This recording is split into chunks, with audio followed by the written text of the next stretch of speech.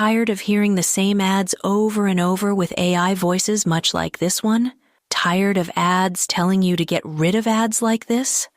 Then subscribe to Matthew Donald's Patreon at patreon.com/Matthew Donald, where you can listen to Paleo Bites episodes ad-free while also getting bonus episodes every month. Yay, capitalism. Roar, growl, snarl, bellow. Welcome to Paleo Bites, the podcast that, like the air in the nasal passages of a Parasaurolophus's crest, blows. My name's Matthew Donald. And each week, I and a rotating series of guest co-hosts talk about and rate a J as a prehistoric animal, be it dinosaur, mammal, arthropod, and so on. This week, I'm joined by, I was about to say the late and great, but you're not dead. Unless you have something, unless we're ghosts and we're sixth sensing it here. Well, Stephen Curro, how are you? Alive, I think. That's good. I also think I'm alive. I mean, maybe I could be unplugged from the Matrix at any point. But yeah, so long drive for you to come down here, but hopefully it's worth it. It's hot though; it's really hot out. It's not that bad. Maybe it is for me. I'm not used to outdoors. I'm an indoorsy, pale vampire man. I was in Mexico for a while, yeah, so it's like whatever. Bring it on. Yeah. And apparently, I wear a sweater when I'm out here. I left Campeche at the perfect time because it was starting to get humid, and now my friends are telling me it's 40 degrees Celsius, which is like 105 degrees Fahrenheit or something. Yeah. And humid too. No, thank you.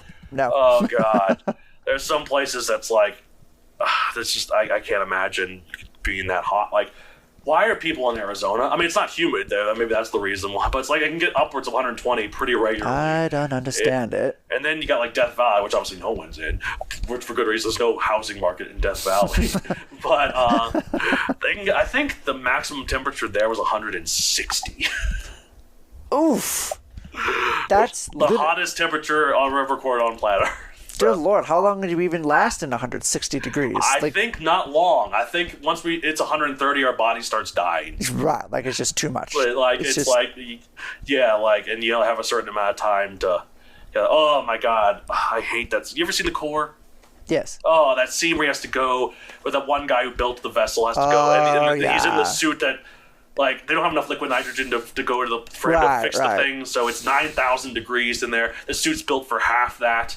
And he has to go in there, and you can tell he's he immediately goes. It does such a good job of, like, his boots are melting. Yeah, like it's he tries to hold the crowbar, but then it burns up in his hand, so he has to drop it. And then oh God, the poor guy. And at the end, when he finally does it, they're like, "Oh, we can still get you out." And I was like, "No, you don't want to get him because his blood is probably boiling. If you managed to get him out, he would still not survive. He would be 9,000 degrees. Yeah, it's like I wonder, like in extreme heat like that, like well beyond what you can do. How long could you survive? It's not an instant death. I mean, 9,000 degrees, though, you'd think that he would ignite. He's also in a suit that's built to half that, so it's 4,500 degrees. Because remember, they're in those suits when they're in the geode. But you would think at 46, 47, 48. Yeah, and then it starts. Oh man, I don't know. There's a lot of bad science. Look, that movie is not for the science. You watch that movie for fun because it's just ludicrous. The whole plot of the movie is like he spends the whole beginning explaining like, how do we fix it? We can't. It's like we can't go down there. It's impossible. I'm like, yes, but what if we could? Exactly. That's literally what they say. It's like, shut up. It's a movie. But that movie bombed, so people's willing suspension of disbelief was not strong enough for that movie. Yeah, I guess not. We can accept Armageddon up. We can't accept Armageddon down. So I did like the fact that they named that sub Virgil, like after Dante's Inferno. Yeah, that was cool. Is that where the name comes from? Yeah. Oh, I never got that. Dante and Virgil came. Virgil and Dante traveled together. Like Virgil was the one pinning down everything. I think it was like Virgil was the one accompanying him, writing everything down. So I don't know. I just like how Stanley Tucci was in that one, and he's like he elevates every movie. He does, yeah. He's like this ridiculous, pompous scientist, and the other guy's like, well, "Are you serious?" Like it's just so funny. Yeah, and like And like, really his last words are, "What the f am I doing?" And he's like recording some silly Carl Sagan crap. It's like, we learned the most important thing of all, itself. And then he's on a ticking time bomb. Like, no one's gonna hear this. He's like, what am I doing? He just throws away and starts laughing, and then he blows up. It's just so corny. We are descending from memory into madness. It's like, seriously? I love Stanley Tucci.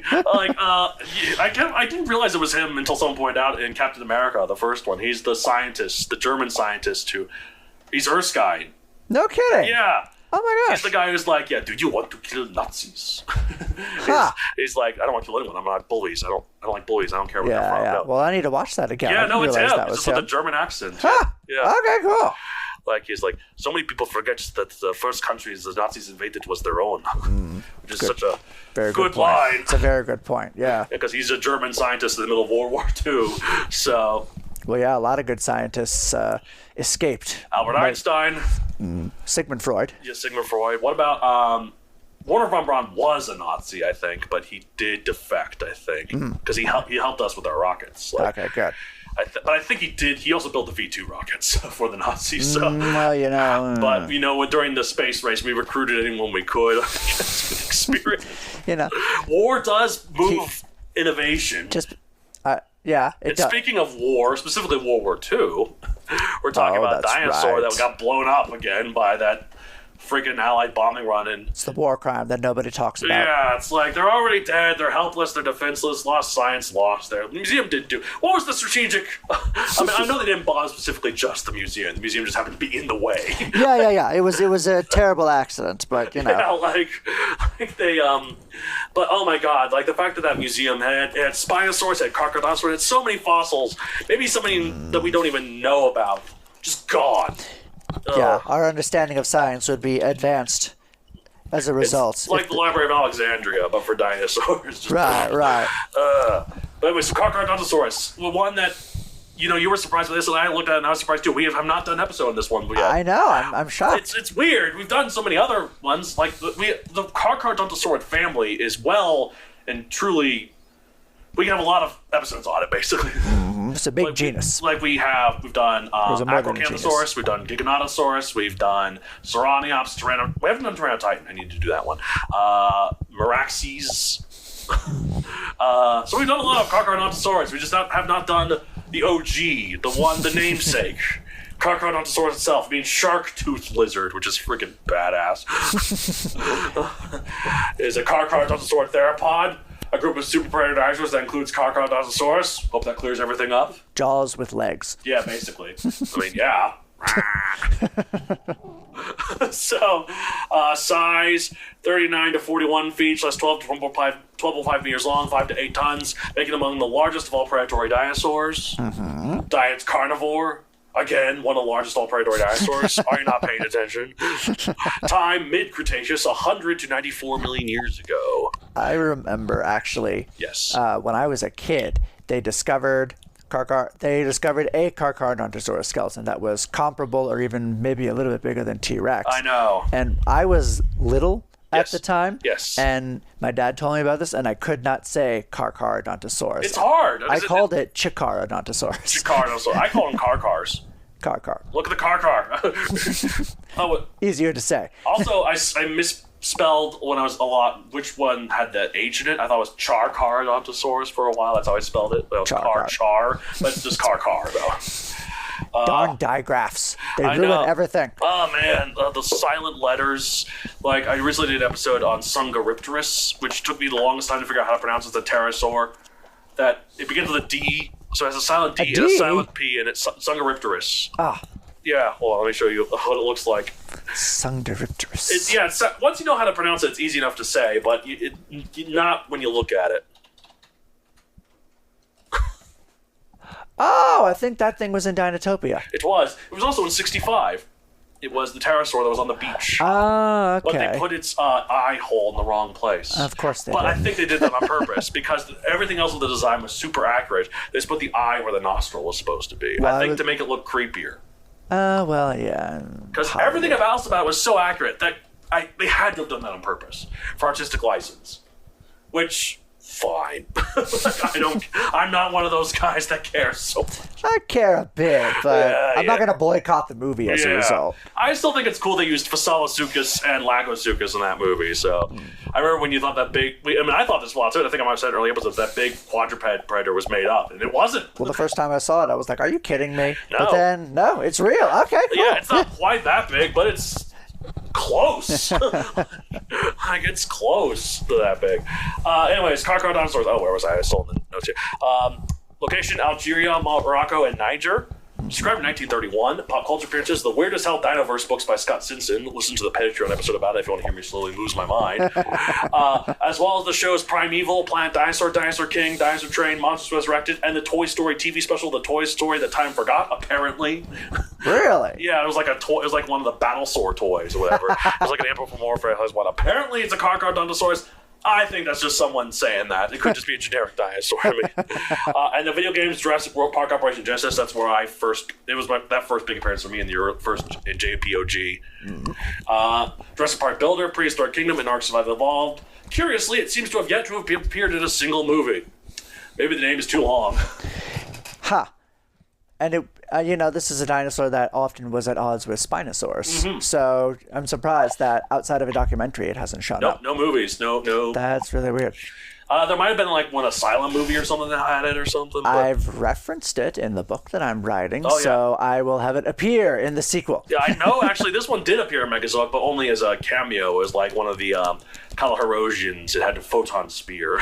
The photon it's in the third book. That's so badass. Oh, thank you. I appreciate it.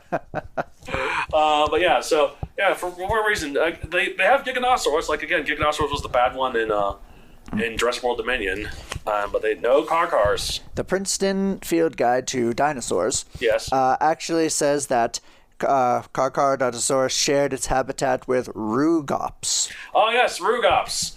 I'll never forget, YouTuber I used to follow, Mr. Sunday Movies. He's Australian. He used to do, like, specials about, like, movies, stuff, like, talking about the, like, nerdy stuff. And he talked about, in Jurassic World, he was reading out the list of dinosaurs that made up the Indominus' DNA, and Rugops is on them, and he stopped with, like, that's a name for a dinosaur.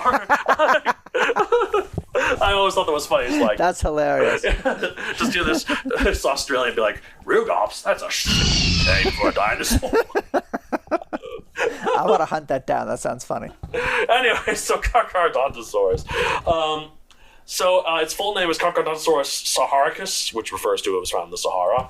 Naturally, when it was first found, they thought it was a megalosaurus because everything was megalosaurus back in the day. Well, of course. It's like there's one species of meat-eating dinosaur, it is Megalosaurus. The Megalosaurus comes in many forms. Let's see. Some people dispute that Giganotosaurus might actually have been Carcharodontosaurus. Oh, because I remember hearing in the documentary Dinosaur Planet, which had an episode in South America, it had Carcharodontosaurus instead of Giganotosaurus. And I wonder if they were building it off of that idea. You see, that's their fact. That's the philosophy they pull from. Yeah. And Carcharodontosaurus did come first, so it was named first. It would have priority. It would have priority, yeah, so... It's listed right here, right under Carcharodontosaurus in the book. Giganotosaurus, parenthesis, or Carcharodontosaurus. Okay, so apparently it took a long time for the Carcharodontosaurus skeleton to even get to Germany, because there's political tensions between the German Empire and British-owned Egypt, which was found. Because, British like to put they were everywhere. Little claws and everything, and they've succeeded. English is the dominant language of the planet. And in most sci-fi I've seen where there's a universal language, it's English. We love the British, but their empire was problematic. It sucks, but they won. They conquered the world. They did it. They're slowly making reparations. They are. They're making better. And then they have the audacity to be like, oh, these bloody immigrants, they're not even trying to be British. They just keep coming in here, ravaging our lives. Like, that sounds pretty British to me. Well, America has that problem, too. It's like, but if there's one country that has no right to complain about immigration, it's Great Freaking Britain.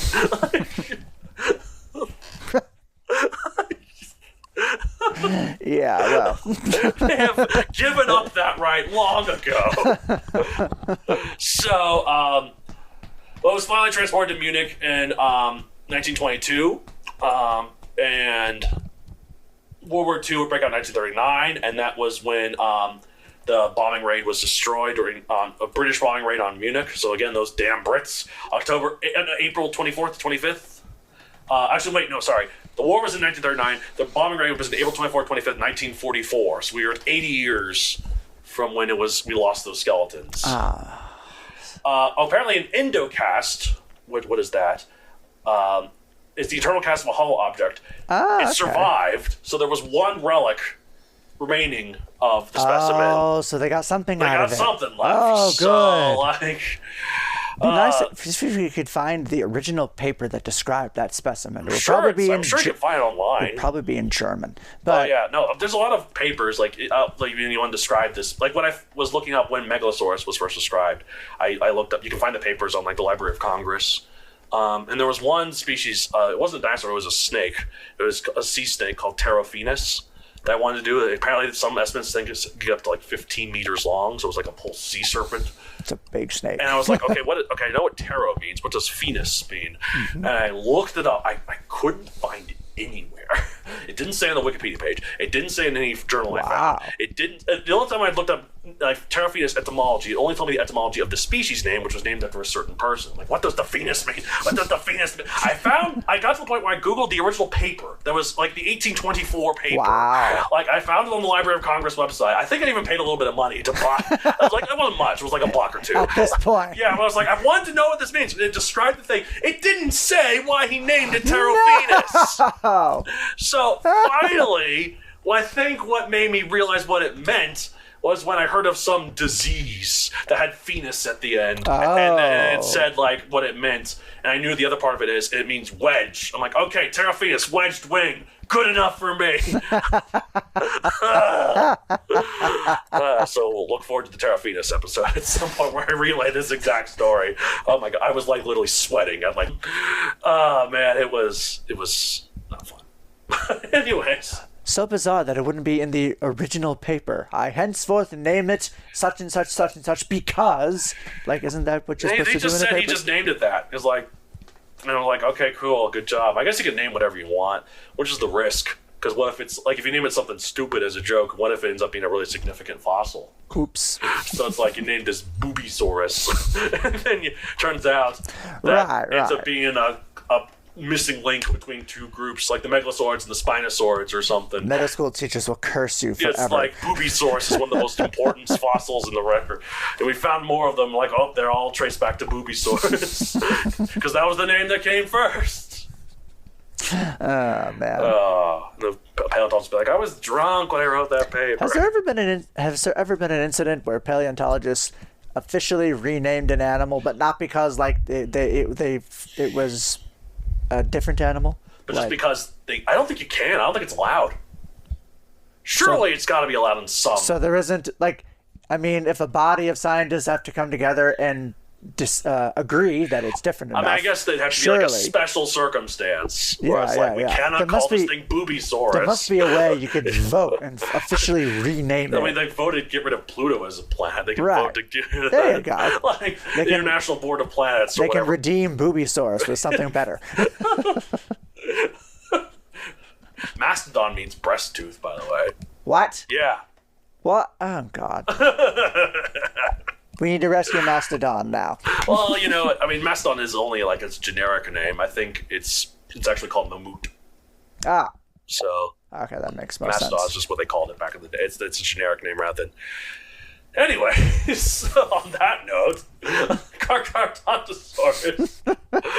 So that was when it was first found in the early 1900s. But then, there wasn't a lot until 1995. An American paleontologist and my hero, until I find out later, I'm sure he'll get canceled at some point. Paul Sereno, because he's the one I met.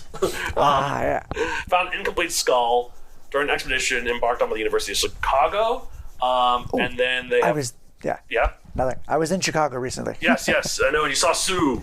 Yes. She was great. She was majestic. She given her my number so I can call Sue. Several other fossils of Carcharodontosaurus have been unearthed later on.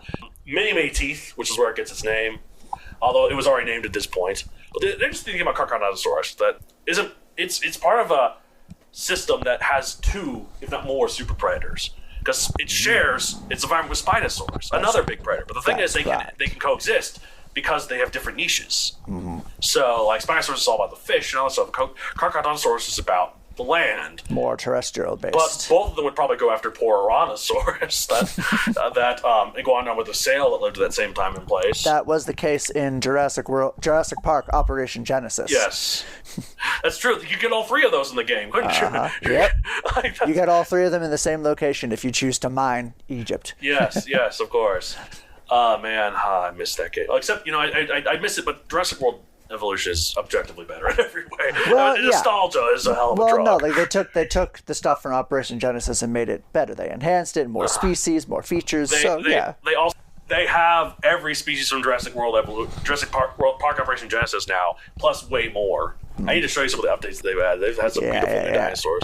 Carcharodontosaurus, though, I really liked the design of it in Jurassic Park Operation Genesis. I did not like its design in Jurassic World Evolution. It was too spiky and angular. But the one in Jurassic Park Operation Genesis was it was nice and curved. It had that black and red color scheme. So cool. So it was black with a little red in Operation Genesis. A little bit of red there. Yeah. It had a unique roar. It was a similar color in I always get the names wrong. Is it Dinosaur Planet or Planet Dinosaur? Dinosaur Planet is the one with Christian Slater as the narrator. Not Planet Dinosaur is the one with the guy from Alien. The British guy. The British guy. Yeah. Yeah, because it's What's his name? John Wood? No, John. I forget, yeah. But he's the one, God. he gets This is driving me crazy. Hold on. Because that's the one where Spinosaurus and Carcharodontosaurus get into a fight. John Hurt. That was his name. Okay. Yes. So, I heard parts he was an alien, and he's the one who got the chest burster. And then he also has a cameo in Spaceballs where they're eating at this diner, and then he eats something bad. And he just gets the chest burster. No, it's a kid. He's like, no, it's a kid. Yeah. Exactly. And then it's like, hello, my baby, hello, my That movie's just so demented, isn't it? It is. Mel Brooks is insane. He in is. the best way. He is. I love hearing, though, how serious he is as a director, though. That he's still... apparently everyone took fencing lessons for Men in Tights.